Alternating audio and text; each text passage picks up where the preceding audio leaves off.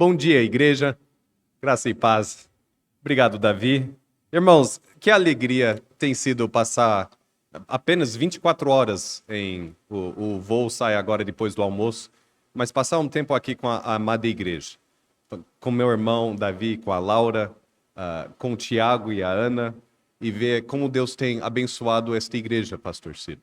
O pastor Ciro, a família Dutra, na verdade, tem uma longa história de amizade com a minha família, com meu saudoso pai, Calvin Gardner, e como eles abençoaram a nossa família e ainda hoje abençoam a minha família. Eu sou muito grato a Deus pela família Dutra e por esta igreja.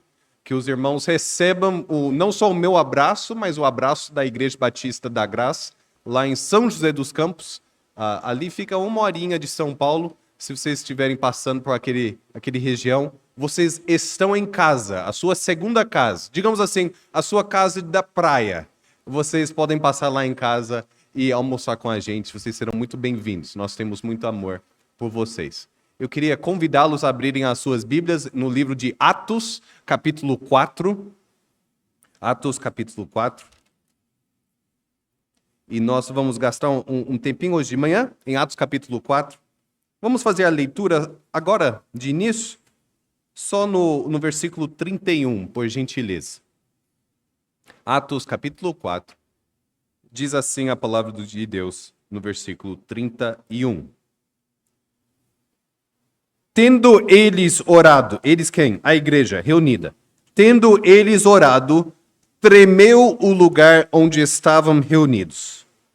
Todos ficaram cheios do Espírito Santo e com intrepidez anunciavam a palavra de Deus. Vamos orar, irmãos? Senhor Deus, essa é a sua palavra. Espírito Santo esteja ensinando os nossos corações, encorajando a nossa fé, edificando a sua igreja. Ensina-nos, nos dê essa intrepidez, essa coragem, essa fé. Nós pedimos isso não porque merecemos, mas porque nós todos estamos escondidos em Jesus Cristo. E, portanto, através de Cristo, nós chegamos perante o seu trono e pedimos, abra os nossos olhos.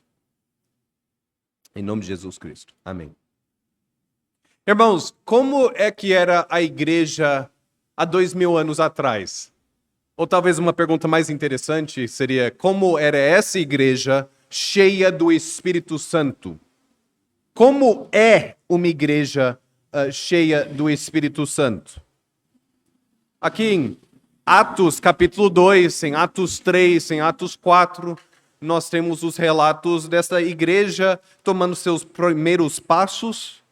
Ela é a igreja de Jesus Cristo, ela está aprendendo a lidar com os desafios, ela está aprendendo a lidar com certas novidades. Olha ali, vocês estão em capítulo 4, olha o que acontece no capítulo 4, olha o versículo 4.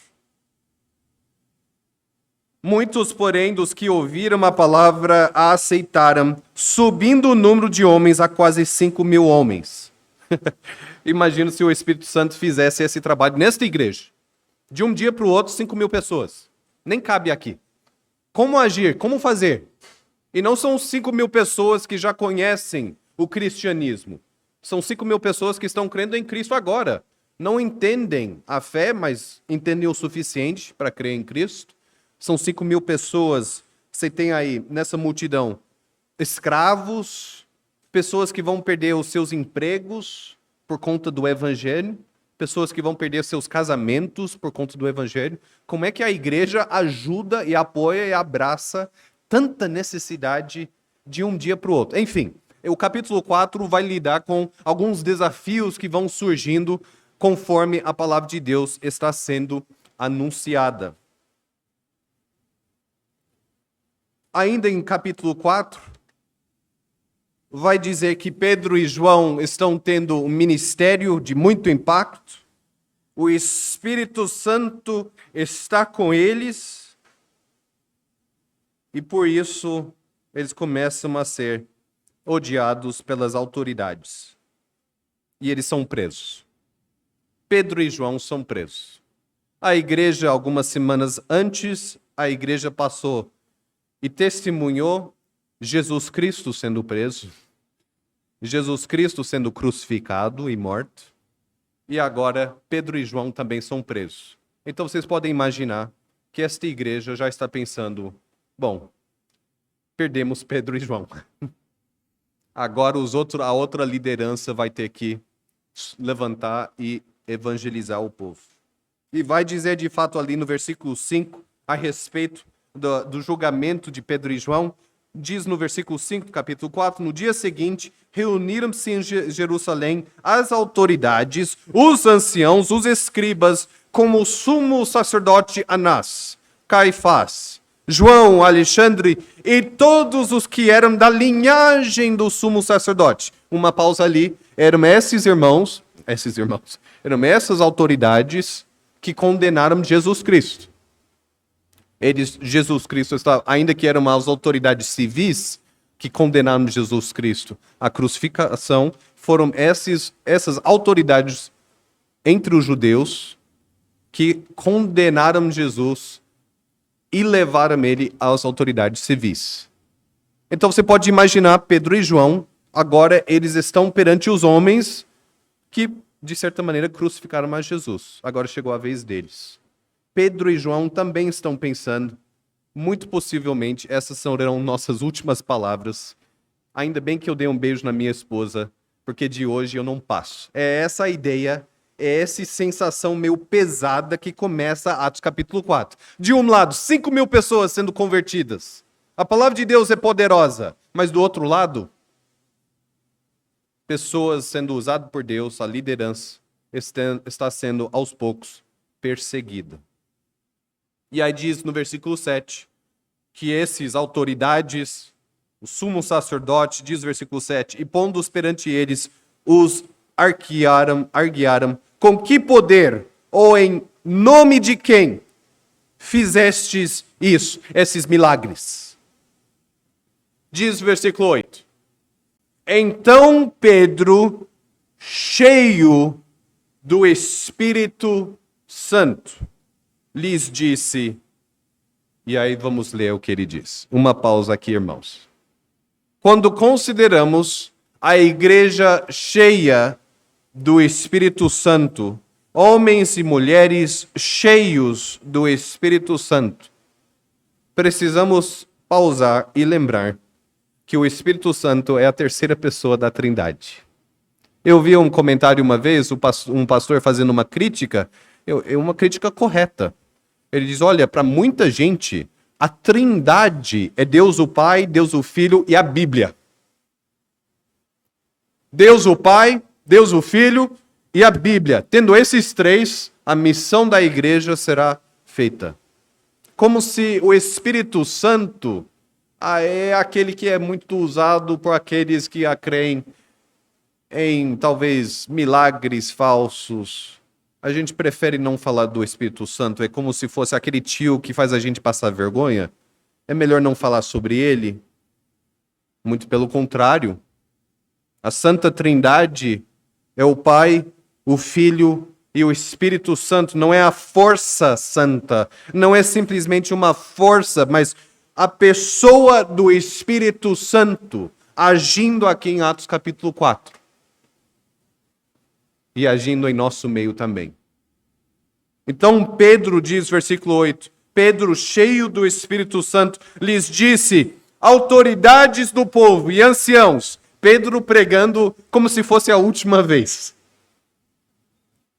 Autoridades do povo e anciãos, visto que hoje somos interrogados a propósito do benefício feito a um homem enfermo e do modo por que foi curado, tomai conhecimento, vós todos e todo o povo de Israel, de que, em nome de Jesus Cristo, o Nazareno, a quem vós crucificastes, e a quem Deus ressuscitou dentre os mortos, sim, em seu nome, é que este está curado perante vós.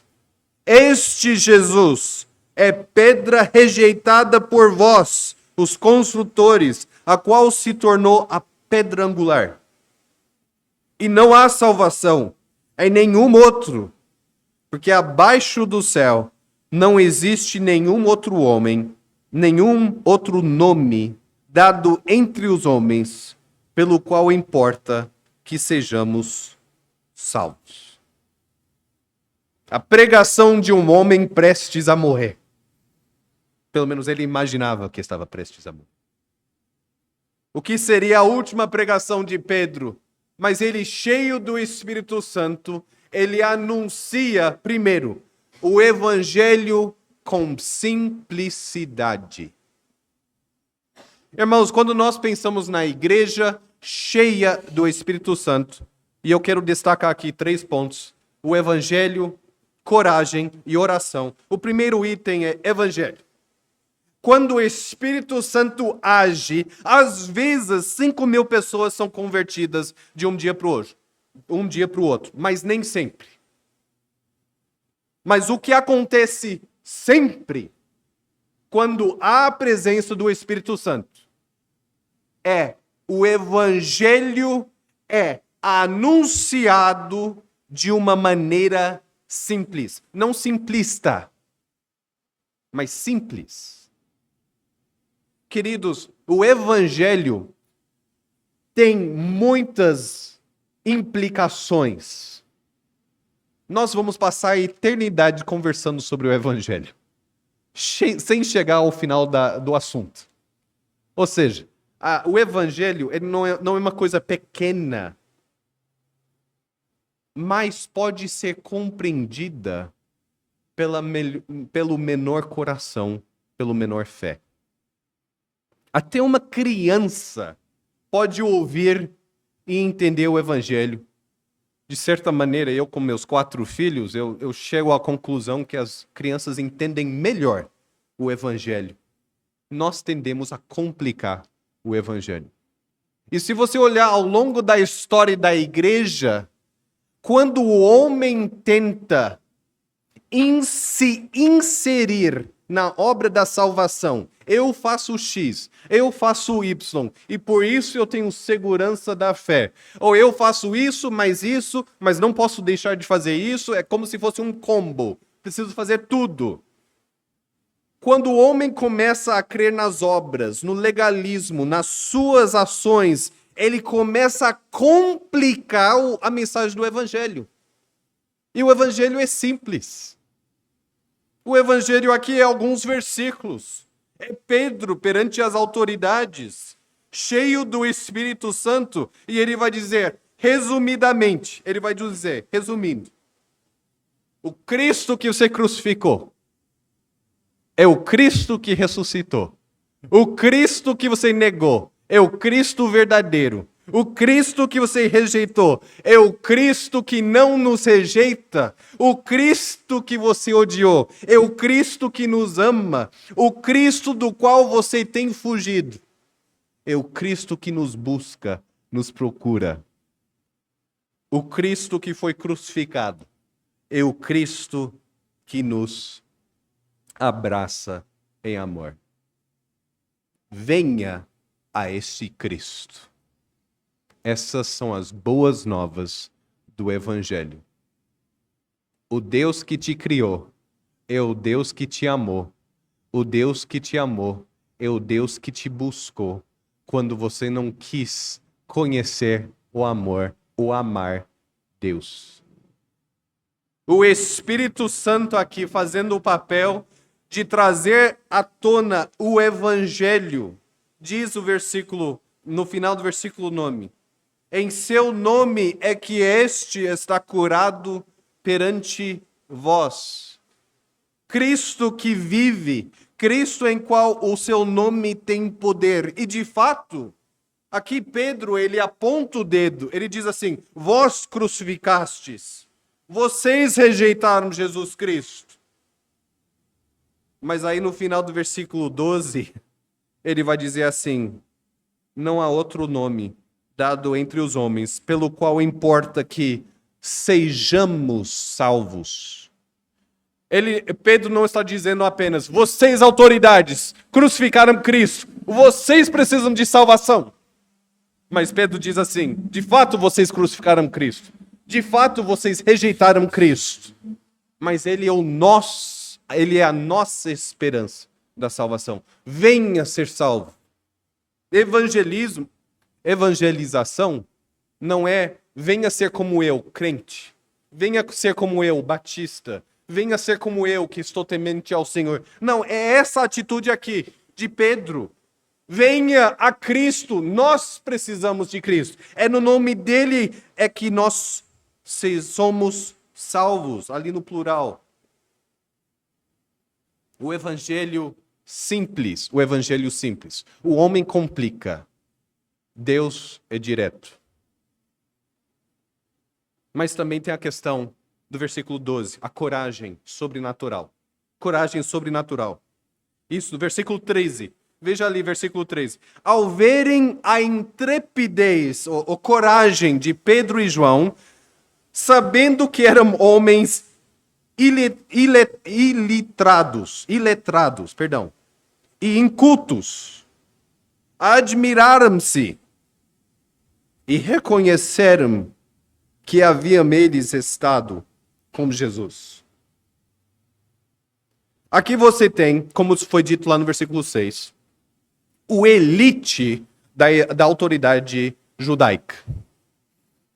O que tem de PhD entre esses homens que estudaram, não que nós somos contra o estudo, mas eu estou fazendo aqui um contraste entre o versículo 6, quem ouve são o sumo sacerdote Anás, Caifás, João, Alexandre e todos os que eram da linhagem do sumo sacerdote. O povo que quando andava pelo mercado, pelo mercadão, pelas feiras, o povo dava lugar, dava preferência. Não, pode passar, por favor. Vocês são mais santos, vocês são mais inteligentes, mais próximos a Deus, pelo menos mais próximos ao exemplo de Abraão e, portanto, mais próximos a Deus. Eram tidos não como personagens divinos, mas eram respeitados, digamos assim, de uma forma pública, como homens com mais conhecimento.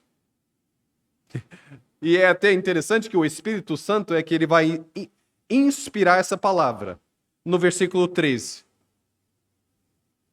Que esses homens, vendo Pedro e João, sabendo, não achando, mas sabendo que eram homens sem muito estudo. Eram pescadores, puxa.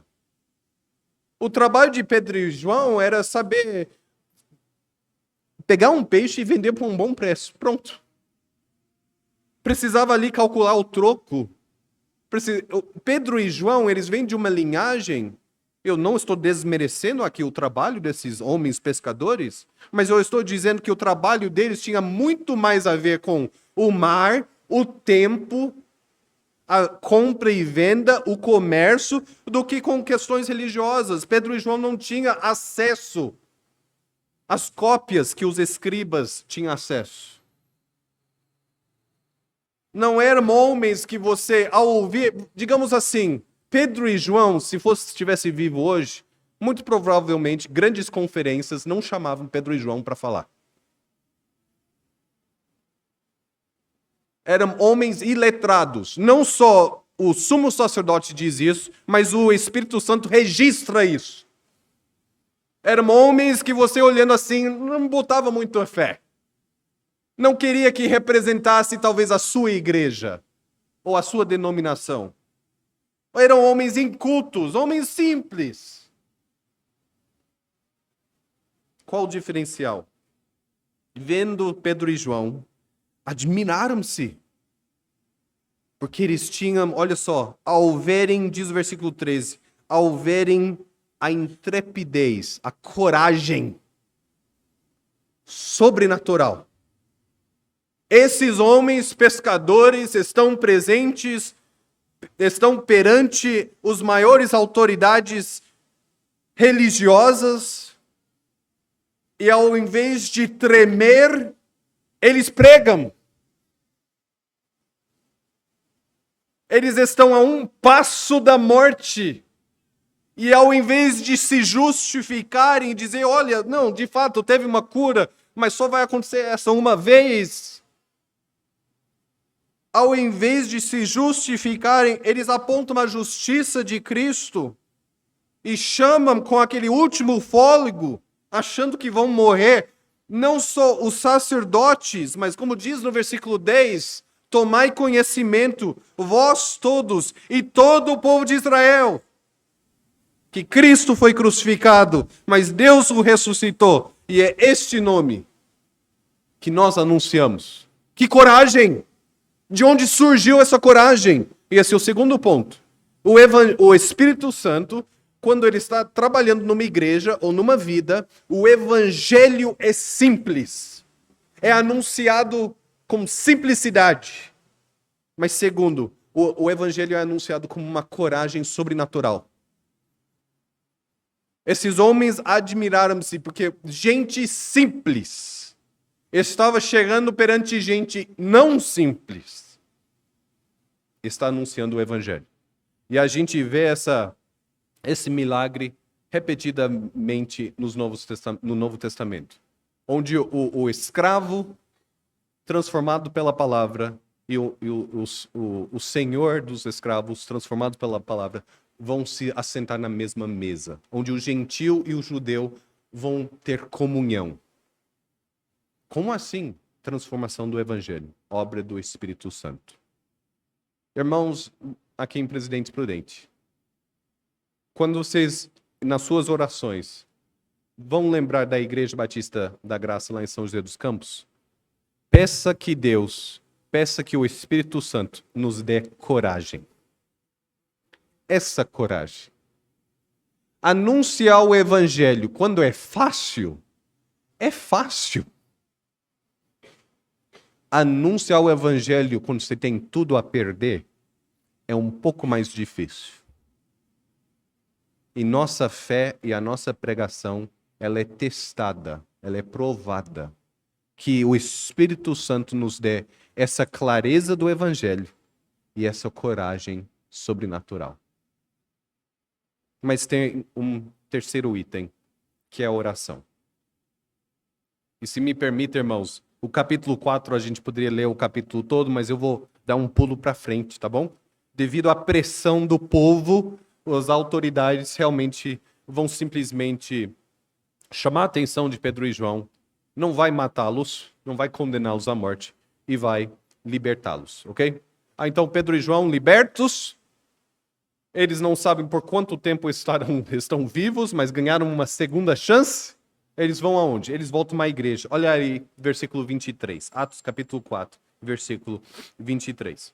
Uma vez soltos, procuraram os irmãos e lhes contaram quantas coisas lhes haviam dito os principais sacerdotes e os anciãos. Contaram tudo. E ouvindo isto, unânimes, com uma só voz, aquela igreja, levantaram a voz a Deus e disseram: Tu, soberano Senhor, que fizeste o céu, a terra, o mar e tudo que neles há, que dissestes por intermédio do Espírito Santo, por boca de Davi, nosso pai, teu servo. Porque se enfurecem os gentios e os povos, imaginaram coisas vãs, levantaram-se os reis da terra e as autoridades ajuntaram-se a uma contra o Senhor e contra o seu ungido. Aqui uma citação de Salmo capítulo 2, de 2 a 4. Se você quiser ler depois em casa, Salmo 2, de 2 a 4 vai dizer assim: as autoridades eles se reuniram contra o Senhor. E o que é que Deus faz? Ele dá gargalhadas. Ele literalmente, Salmos 2, versículo 4, Deus vai rir do povo que se levanta contra ele. E quem diz que Deus não tem senso de humor? Ou seja, os reis se ajuntam, as pessoas se ajuntam e dizem: nós vamos derrotar esse Deus. E Deus olha para eles, como quem olha para algumas formigas. E vai dizer: sério isso? E Salmo vai dizer: Deus vai esmagar os seus inimigos.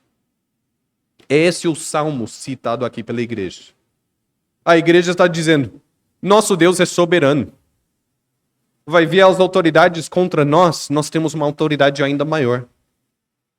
Eles vão nos perseguir, eles vão nos matar. O último cara que eles mataram ressuscitou. O mais importante, que foi crucificado, ele ficou apenas 3 dias no sepulcro. Ele depois andou aqui entre nós. Qual a pior coisa que eles podem fazer conosco? Tirar a nossa vida? Deus há de devolver. Olha a coragem desses irmãos. E depois de citar Salmo capítulo 2, no versículo 27, a oração continua dessa igreja. Ouvimos a oração dessa igreja. Porque verdadeiramente se ajuntaram nesta cidade contra o teu santo servo Jesus, a qual ungistes, Herodes, que morreu, e Pôncio Pilatos, que morreu, com gentios e gente de Israel, que está morto faz tempo. Diz o versículo 28. Para fazerem tudo o que a tua mão e o teu propósito predeterminaram. Quem manda nessa bagunça não é as autoridades, é Deus soberano. Portanto, Senhor Deus, e essa é a oração desses irmãos. Portanto, Senhor Deus, nós somos seguros. Estamos no meio da bagunça, uma fase caótica da igreja cristã? Estamos. Mas quem tem a palavra final não é o sumo sacerdote. Não é nem Pedro e João. Quem tem a palavra final é Deus. Herodes e Pôncio Pilatos acharam que eles é que estavam dando a palavra final. E aí aqui nessa oração a igreja vai dizer: Herodes e Pôncio Pilatos simplesmente fizeram tudo o que a mão de Deus quis que eles fizessem. Não que Deus é responsável pelo orgulho e o pecado desses homens, mas Deus permitiu o orgulho e o pecado desses homens para cumprir a sua vontade e o seu querer. E 2000 anos depois, não existe igreja em lembrança ou em memória a Herodes e Pôncio Pilatos, ou Anás, ou Safira, ou Alexandre, ou a João, ou Caifás, ou outros sumos sacerdotes. Esses caras morreram, estão enterrados faz milhares de anos. No máximo, talvez a gente encontre os seus ossos. Mas 2000 anos depois, de Atos 4, nós nos reunimos para louvar o santo nome de Jesus Cristo. Porque Ele vive. E Ele é vitorioso, e tudo está de acordo com a sua boa e santa vontade. A oração dessa igreja declara a soberania de Deus. A soberania de Deus. Eu estava conversando com um jovem, na verdade ele tem a minha idade, então eu prefiro chamar ele de jovem. Eu estava conversando com esse jovem a semana passada, e ele fez um grande investimento com um dinheiro que ele tinha, achando que ia dar muito certo. E não deu certo. Ele perdeu aquele dinheiro. É só querer pai de família, aquele dinheiro vai fazer falta. E ele está começando a perder a sua fé. Ele falou: Daniel, como é que Deus pode permitir? Eu estava sentindo tão confiante fazendo esse investimento, comprando essa franquia. Eu achava que era da vontade de Deus, e aí Deus permitiu que eu fizesse uma coisa que não deu certo.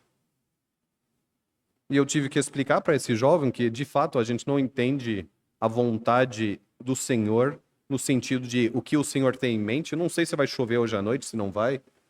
Muito menos se vai dar certo todos os investimentos ou o empenho ou o trabalho que nós fazemos. Nós não temos uma garantia divina de que todo o nosso empenho irá dar certo.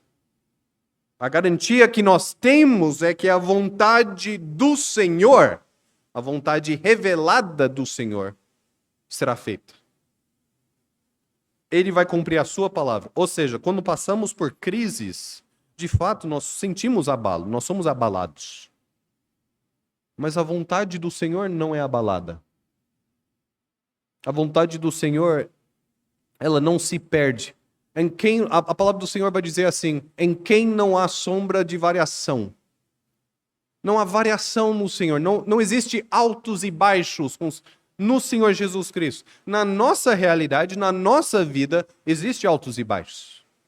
A nossa fé aumenta e diminui. Mas a fidelidade do Senhor não é assim. Meus queridos irmãos, vocês já pararam para pensar que daqui 10.000 anos, quando nós estamos na presença de Deus já, cantando louvores, com corpos glorificados, não com essa feiura e sotaque que nós temos, né, Davi? Mas quando nós estamos glorificados na presença do Senhor, daqui 10.000 anos, Deus vai te amar o mesmo tanto que Ele te ama hoje, em Jesus Cristo. Deus vai te amar o mesmo tanto que Ele te ama hoje em Jesus Cristo. Porque nele não há variação. O amor de Deus não é crescente. Ele já te ama com todo o amor que Ele tem para com o seu filho. E se você está aqui nesta manhã e você é filho de Deus, Ele já te ama totalmente. Talvez você não entenda totalmente o amor de Deus, mas isso não altera o fato que nós somos totalmente amados por Deus. Não é por sermos glorificados, mudarmos de rosto ou de nome, ou estarmos no céu, que vai nos tornar mais amados por Deus. Ele já te ama, irmãos. O Deus de Atos 4 é o mesmo Deus de Atos de 2025. O Deus de Jerusalém é o mesmo Deus de Presidente Prudente. O Deus de 2.000 anos atrás é o mesmo Deus de hoje. Ele cumpre a sua vontade. E simplesmente não há quem possa estender a mão e dizer, que fazes? Atenção aí, Deus! Não era esse o combinado. Não há quem pode dizer isso. A nossa reação é simplesmente crer e confiar. Bom, agora estamos caminhando para o final. Mas eu queria destacar um último item aqui, irmãos. Já vimos que a igreja cheia do Espírito Santo, ela anuncia o evangelho de uma maneira simples, com clareza, mas também com coragem. E ela também ela descansa na soberania de Deus. Ela descansa na soberania de Deus. Mas agora os últimos 3 versículos, 29, 30 e 31. Diz o versículo 29. Qual é a oração desta igreja? Esta igreja aqui, em Jerusalém, ela vai dizer assim, agora, Senhor, olha para as suas ameaças e concede aos seus servos que anunciem com toda a intrepidez, a coragem, a tua palavra. A igreja não diz assim, Deus soberano, já que você reina sobre tudo, tire os obstáculos, tire a perseguição. Não é isso que a igreja, não é esse o pedido da igreja. Qual o pedido da igreja? Deus soberano, nos dê coragem. Não nos deixe faltar ou falhar. Nos dê coragem. Quem vence no final é o Senhor Deus. Aguardamos apenas Ele agir. E enquanto aguardamos, ó Espírito Santo, nos dê coragem sobrenatural. Enquanto estendes a mão, olha o versículo 30. Enquanto estendes a mão para fazer curas, sinais e prodígios por intermédio do nome do teu santo servo Jesus Cristo. Faça milagres no meio daqueles que não creem, mas faça milagres também no meio daqueles que creem. Faz o milagre da coragem. O milagre da coragem. Como assim? Milagre que nós, seres humanos, irmãos, nós não somos naturalmente corajosos. somos por natureza obstinados, mas isso não é a mesma coisa. Coragem é ter a certeza de que Deus é, mesmo quando não enxergamos como Deus é ou como Ele opera. Quando a luz está ligada, caminhamos com facilidade, mas e naqueles momentos onde o céu parece se escurecer? Existem esses momentos no Novo Testamento, onde a igreja não vê com clareza o agir de Deus. Deus, nesses momentos, nos dê coragem. Faça esse milagre no nosso meio, Espírito Santo. Com licença, irmãos. E assim termina o nosso texto. Não o capítulo, mas o texto que vamos considerar nessa manhã, versículo 31. E tendo eles orado, tremeu o lugar onde estavam reunidos. E todos ficaram cheios do Espírito Santo. E com coragem anunciavam a palavra de Deus. Desculpe, irmãos, esse versículo é um tanto pesado. Porque eles não acabaram de pedir coragem, Deus respondeu.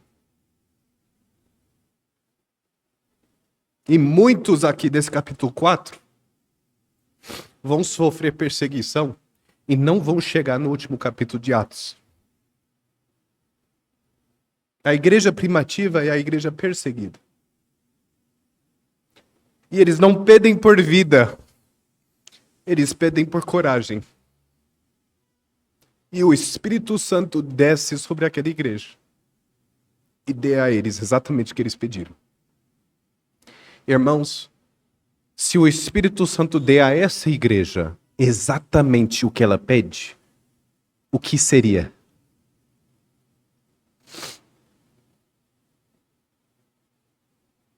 Tendo eles orado, diz o versículo 31, uma das minhas frases favoritas da Bíblia toda, tremeu o lugar onde estavam. Deus mandou um terremoto particular. Não foi o bairro todo que sentiu. Pelo que parece, tremeu só o lugar onde eles estavam. Era como se Deus estava relembrando o povo. De fato, até a terra sobre a qual você anda, até o chão sobre o qual você tem tanta confiança, eu sou o Deus desse chão. Os corações lá fora estão endurecidos, mas do jeito que eu chacoalho e faço tremer esse chão, eu farei tremer os corações lá fora também. E talvez você está aqui esta noite e você pense em algum filho, algum irmão, algum pai, algum conhecido próximo a você, por quem você tem muito carinho. E o coração da pessoa parece terra, parece chão. Coisa dura. Parece que o evangelho não chega ali. Irmãos, o Espírito Santo pode fazer a terra sobre a qual nós andamos tremer. E ele pode fazer o coração endurecido ficar mole. As Escrituras trazem essa promessa. Todo joelho há de se dobrar, toda língua há de se confessar. Aqueles elites lá do versículo 6, o sumo sacerdote, hoje eles confessam que Jesus é o Rei dos Reis. Tremeu os seus corações também. Deus fez eles ajoelharem e anunciarem que Jesus é aquele que eles crucificaram, mas Deus ressuscitou.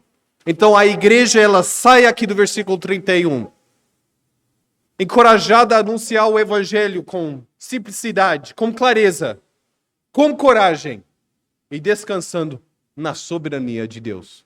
Quem der, irmãos, o Espírito Santo faça essa obra no nosso meio também. Que ele nos dá uma chacoalhada às vezes. E faça-nos acordar de que, olha, quem manda nessa bagunça toda, eu me refiro à nossa vida, ao nosso Brasilzão, as dificuldades que encontramos nos relacionamentos, quem manda nessa nossa realidade é o mesmo Deus de Atos 4. E basta uma palavra dele. Haja luz e houve luz, Gênesis 1. E aqui em Atos 4, faça tremer o chão e o chão treme. Deus estava lembrando à igreja, eu sou Deus soberano. e eu vou perante vocês. Precisando abrir o mar morto e fazê-los caminhar sobre terra seca, ele faz. Mandando um terremoto, o terremoto de Deus é uma coisa interessantíssima. Outros momentos do Novo Testamento, Deus manda um terremoto. E faz, né, aquela pedra que estava perante o sepulcro sair. Em outro momento, Pedro estava preso lá na cadeia e Deus manda um terremoto e as portas vão se abrindo. É obra do Espírito Santo. E esse Espírito Santo não aposentou. Esse é o ponto. Ele está vivo hoje, continua hoje. A agir através da pregação da sua palavra e através da sua igreja. Pessoas simples, com fé sobrenatural. Que Deus nos use e que Deus te use também, meus irmãos. Muito obrigado pela preciosa oportunidade de compartilhar aqui da palavra de Deus com vocês. Posso orar com vocês? Vamos orar?